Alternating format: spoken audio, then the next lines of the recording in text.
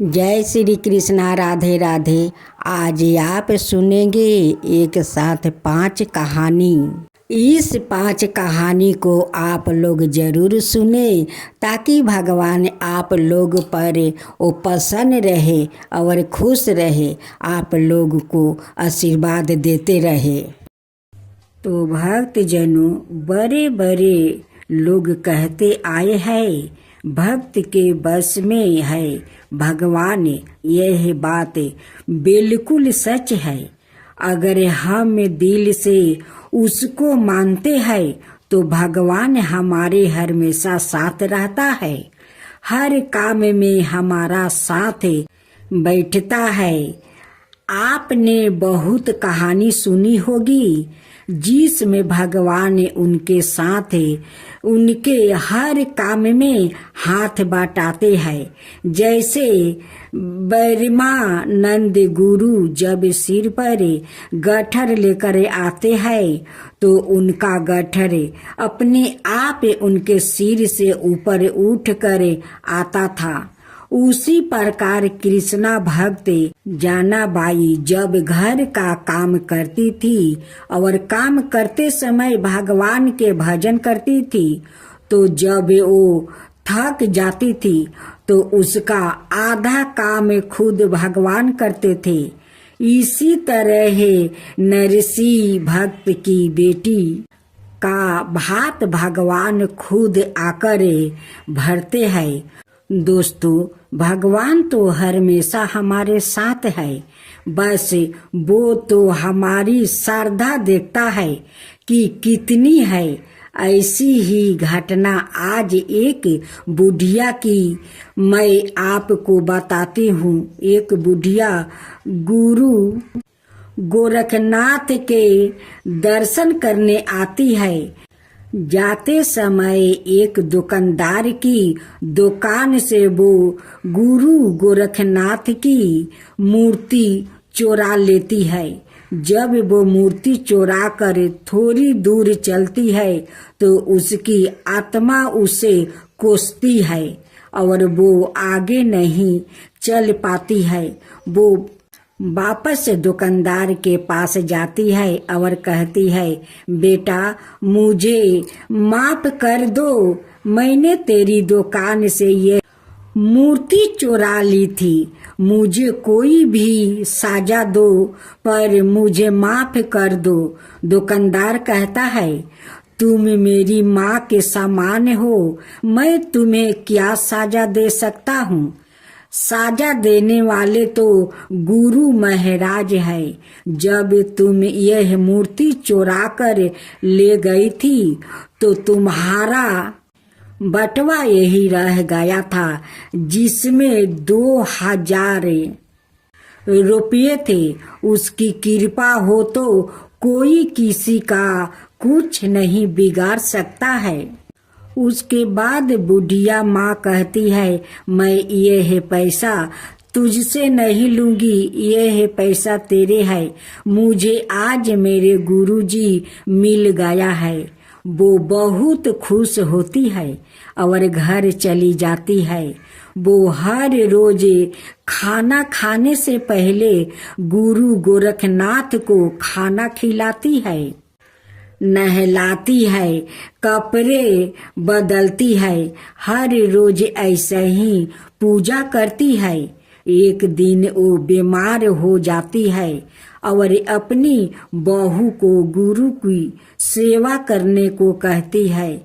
उसके बाद उसकी बहू के हाथ में मूर्ति छूट जाती है तो बुढ़िया माँ रोने लगती है और जिद करने लगती है, डॉक्टर को बुला कर लेकर आओ, गुरु को चोट लग गई है।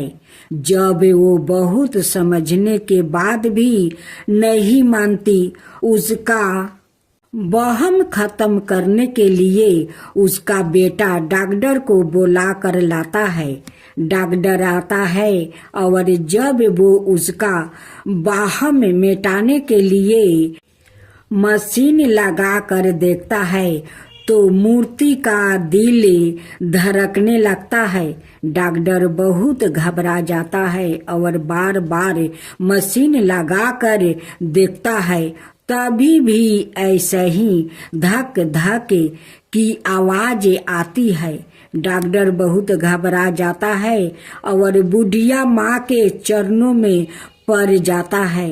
दोस्तों, सच्ची भक्त हो तो आपने भक्तों की लाज बचाने के लिए भगवान जरूर आता है। ऐसी ही और कहानियों पढ़ने के लिए नीचे दिए गई लिंक पर करें। जय श्री कृष्णा। राधे राधे।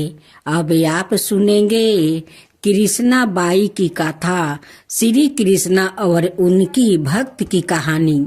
समुंदर के किनारे एक गांव में कृष्णा बाई नाम की बुढ़िया माता रहती थी। वो भगवान श्री कृष्णा की परम भक्त थी। वो एक झोपड़ी में रहती थी। कृष्णा बाई का वास्तविक नाम सुखिया था, पर कृष्णा भक्त के कारण उनका नाम गांव वालों ने कृष्णा बाई रख दिया।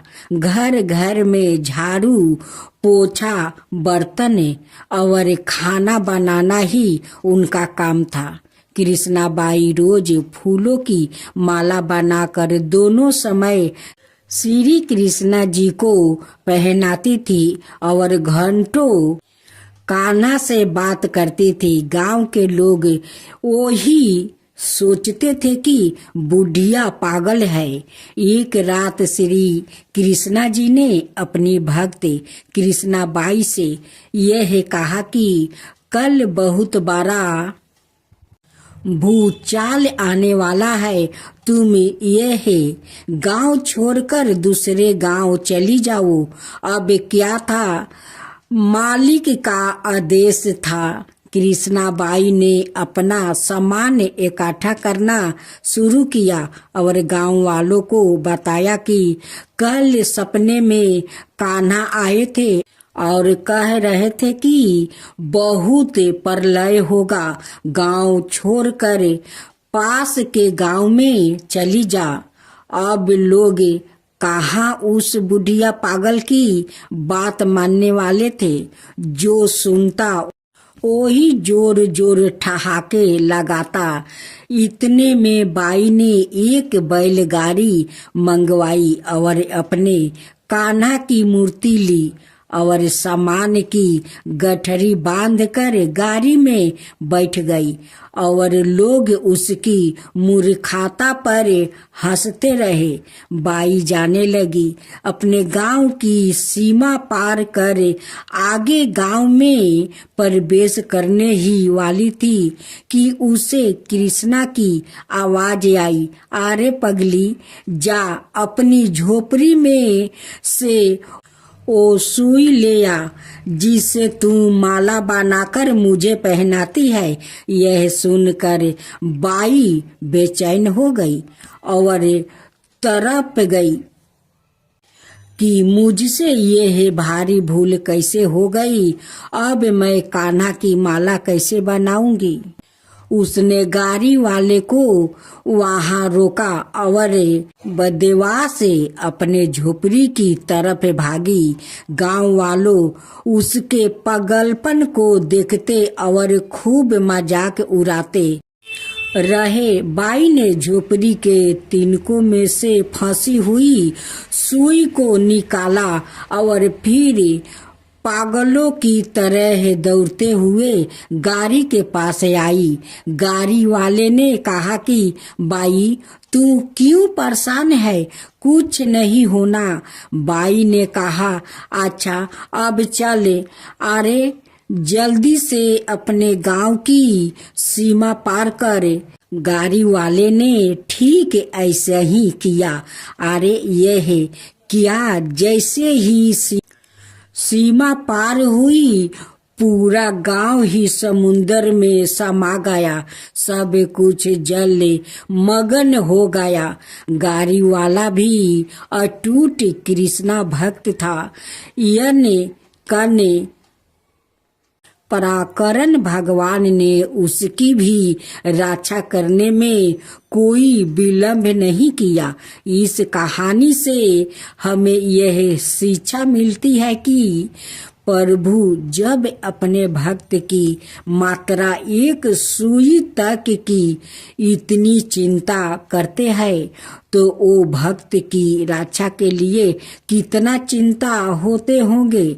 जब तक उस भक्त की एक सुई उस गांव में थी पूरा गांव बचा था। इसलिए कहा जाता है कि बड़ी बदरिया पाप की बरसाने लगे, अंगारे संत ना होते जगत में जल जाता संसार अर्थात अगर इस दुनिया में संत में अच्छे व्याकित ना होते तो यह संसार कब का समाप्त हो गया होता। अब आप सुनेंगे माँ लक्ष्मी और साहूकार का बेटी की कथा। एक गांव में एक साहूकार रहता था। साहूकार के एक बेटी थी। वो हर रोज पीपल सींचने जाती थी। पीपल के वृक्ष में से लक्ष्मी जी प्रकट होती थी और चली जाती। एक दिन लक्ष्मी जी ने साहूकार की बेटी से कहा, तू मेरी सहेली बन जा। तब लड़की ने कहा कि मैं अपने पिता से पूछ कर बताऊंगी। साहूकार की बेटी ने घर जाकर अपने पिता से सारी बात कह दी। तब उसके पिताजी बोले, वो तो लक्ष्मी जी है, अपने को और क्या चाहिए, तू लक्ष्मी जी की सहेली बन जा। दूसरे दिन वो लड़की फिर गई। तब लक्ष्मी जी पीपल के पेड़ से निकल कर आई और कहा, सहेली बन जा। तो लड़की ने कहा, बन जाऊंगी, और दोनों सहेली बन गई। लक्ष्मी जी ने उसे खाने का न्योता दिया। घर आकर लड़की ने माँ बाप को कहा कि मेरी सहेली ने मुझे खाने का न्योता दिया है। तब बाप ने कहा कि सहेली के जिमाने जाइयो पर घर को संभाल कर जाना। तब वो लक्ष्मी जी के यहाँ जिमाने गई तो लक्ष्मी जी ने उसे साल दुसाला ओढ़ने के लिए दिया, रुपये दिए, सोने की चौकी, सोने की थाली में 36 प्रकार का भोजन परोस कर दिया।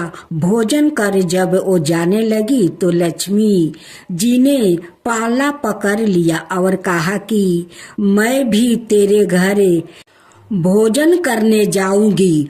तो उसने कहा, आ जाइए। वो घर जाकर चुपचाप बैठ गई।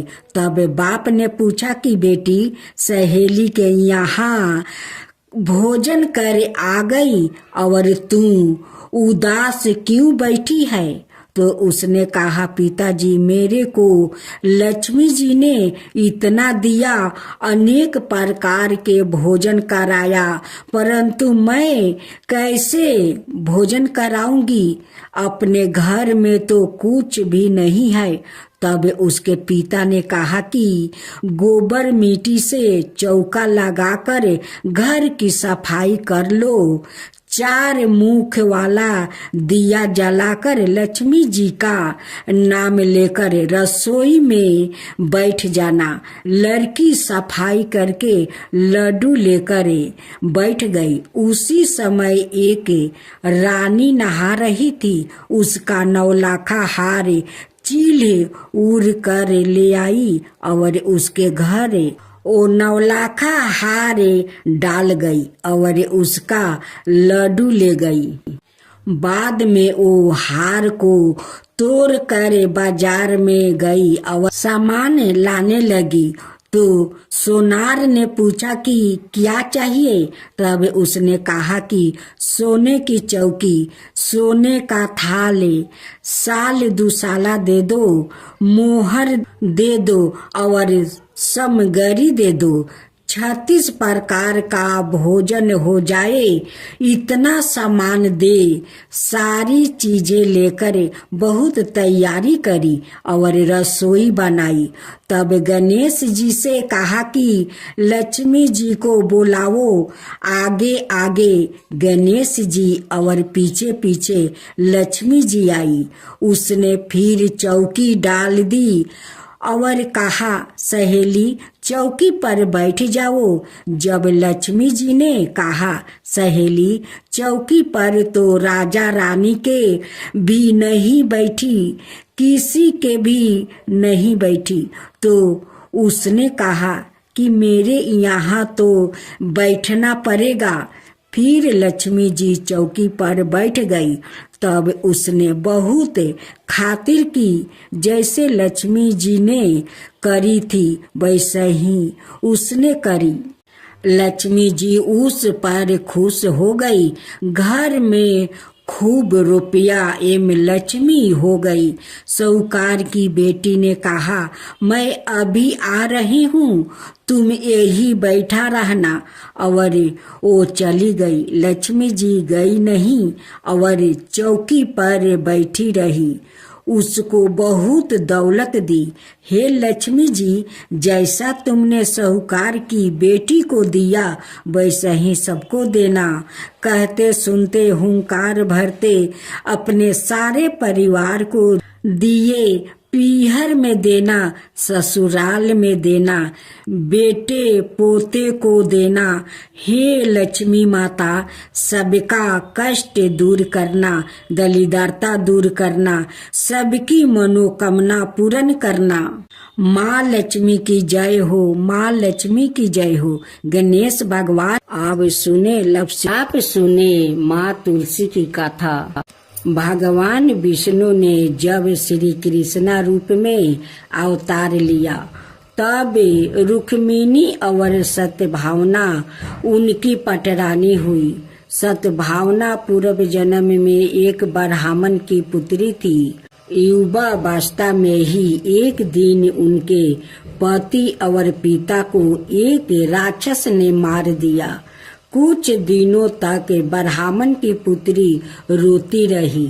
इसके बाद उसने सवाए को विष्णु भगवान की भक्ति में संपीड़ित कर दिया।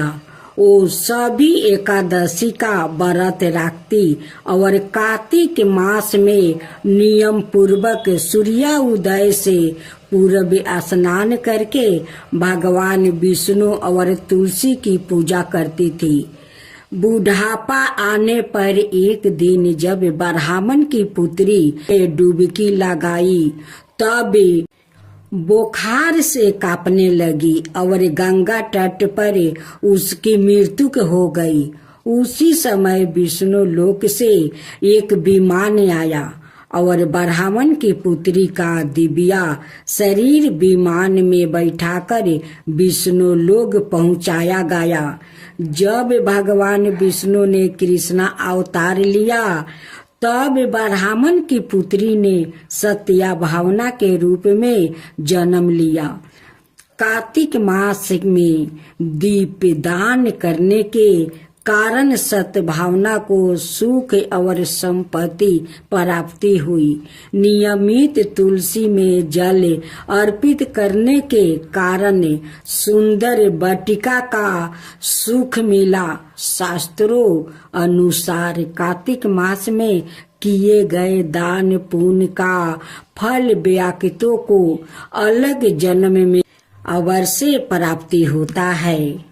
गुणवती नामक स्त्री ने कार्तिक मास में सुंदर द्वार पर तुलसी की एक सुंदर सी वाटिका लगाई। उस पुण्य के कारण वो अलग जन्म में सद्भावना बनी और सदाए कार्तिक मास का व्रत करने का कारण वो भगवान श्री कृष्ण की पत्नी बनी। यह है कार्तिक मास में तुलसी आराधना का फल। इस मास में तुलसी विवाह की भी परंपरा है, जो कार्तिक मास की पूर्णिमा तिथि को किया जाता है। इसमें तुलसी का पौधे को सजाए संवारे जाता है और भगवान शालिग्राम का पूजन किया जाता है। तुलसी का विवाहित विवाह किया जाता है। जो व्याकृत ये है चाहता है कि इसके घर में सदाए शुभ कार्य हो, सदाए सुख शांति का निवास रहे, उसे तुलसी की आराधना अवश्य करनी चाहिए।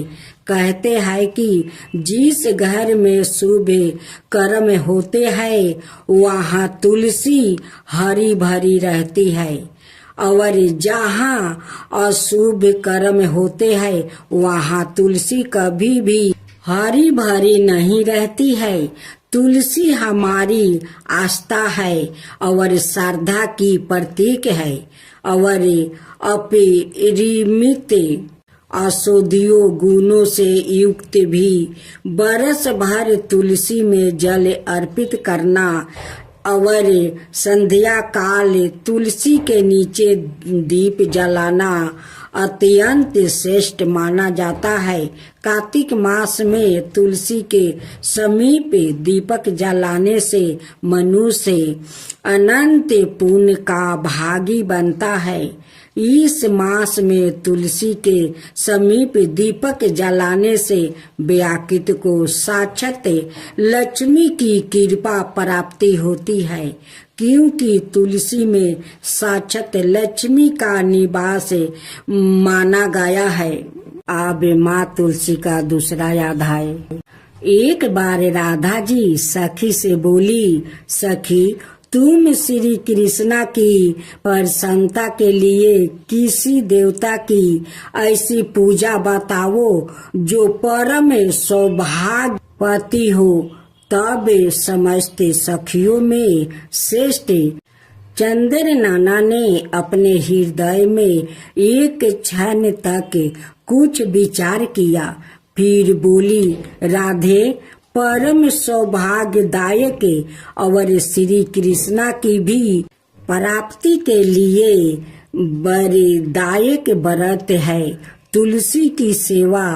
तुम्हें तुलसी सेवन का ही नियम लेना चाहिए, क्योंकि तुलसी का यदि स्पर्श अथवा ध्यान, नाम संकीर्तन, आरोपण, चेतन किया जाए तो महान पुण्य प्रदान होता है। हे राधे, जो प्रतिदिन तुलसी की भक्ति करते हैं वो कोटि सहस्त्रों योगों तक अपने उस कीर्तन का उत्तम फल भोगते हैं। मनुष्यों की लगाई हुई तुलसी जब तक शाखा पर शाखा, बीज, पुष्पा और सुंदर दलों का साथ पृथ्वी पर बढ़ती रहती है, तब तक उनके वंश में जो जो जन्म लेता है वो सभी हो हजारों कलापों तक श्री हरि के धाम में निवास करते हैं। जो तुलसी मंजीरी सिर पर राख कर परन त्याग करता है वो सैकड़ों पापों से युक्त क्यों न हो, यमराज की उनकी ओर देख भी नहीं सकते हैं।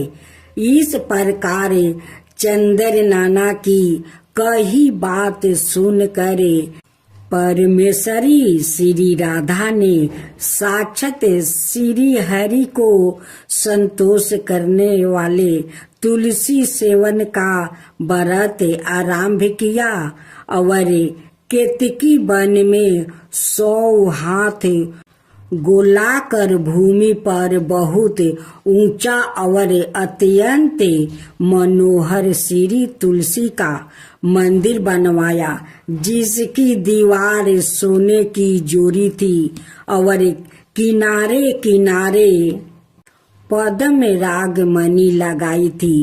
वो सुंदर सुंदर परने हरी और मोतियों के पर कोटे से अत्यंत सुशोभित था।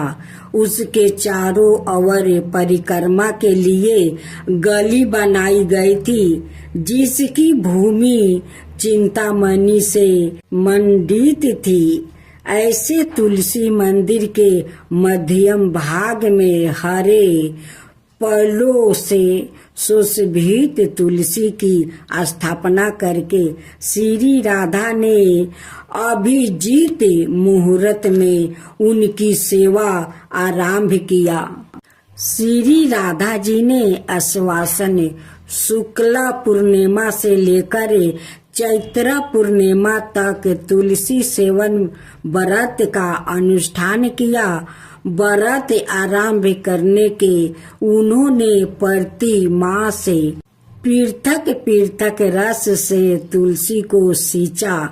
कार्तिक में दूध से, मार्गशीर्ष में ईख के रस से, पूष में दर्छा रस से, माघ में बारहमासी आम के रस से, फागुन मास में अनेक वस्तुओं से मिश्रित मिश्री के रस से और चैत्र मास में पंचमृत से उनका सिंचन किया और वैशाख कृष्णा प्रतिपदा के दिन उद्यापन का उत्सव किया। उन्होंने 2 लाख ब्राह्मणों को 56 भोग से दीर्पित करके वस्तु और आभूषण के साथ दक्षिणा दी। मोटे मोटे दिव्य मोतियों का 1 लाख भरे और सौरन का 1 कोटि भर श्री गंगाचार्य को दिया। उस समय आकाश से देवता तुलसी मंदिर पर फूलों की वर्षा करने लगे। उसी समय सौरन सिंहासन पर विराजमान हरि प्रिया तुलसी देवी प्रकट हुई। उसके 4 भुजाएं थी, कमल दल के समान विशाल नेत्र थे। 16 बरस की सी अवस्था और सय में कांति थी। मस्तक पर हिमालय किरीट प्रकाशित था और कानों में कंचनमय कुंडल झलमला रहे थे। गरुड़ से उतर कर तुलसी देवी ने रंग वाली जैसी श्री राधा जी को अपनी भुजाओं से अंक में भर लिया और उनके मुख चंदर का चुंबन किया। तुलसी बोली, कालावती राधा, मैं तुम्हारी भक्ति से प्रसन्न हूँ। यहाँ इंद्रिया मन वृद्धि और चिंत द्वार जो मनोरथ तुमने किया है वो सब तुम्हारे सम्मुख सफल हो गया है।